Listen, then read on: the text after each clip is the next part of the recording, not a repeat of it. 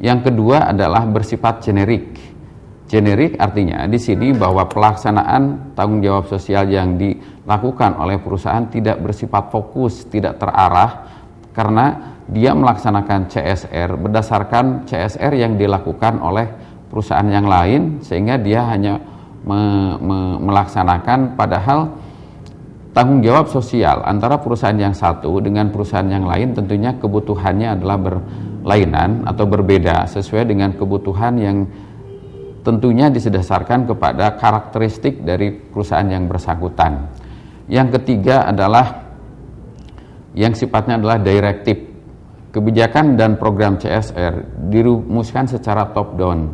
Artinya bahwa pelaksanaan tanggung jawab sosial lebih menekankan karena keinginan atasan, sehingga bawahan melaksanakan merasa takut dan lain sebagainya, sehingga tentunya ini juga akan mengakibatkan pelaksanaan daripada tanggung jawab sosial daripada perusahaan yang bersangkutan mengakibatkan tidak tepat sasaran.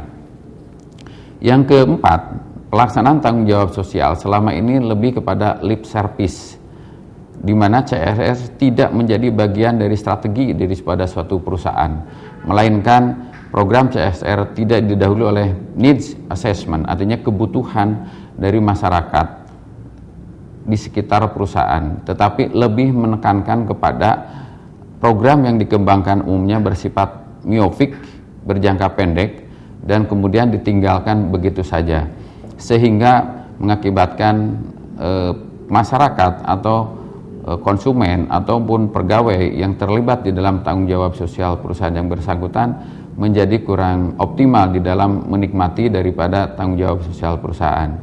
Sehingga ini kalau di dalam bahasa sehari-hari lebih menekankan kepada seperti perusahaan memberikan mainan atau umpamanya seperti anak kecil diberi gula-gula manis yang sifatnya tidak mendidik.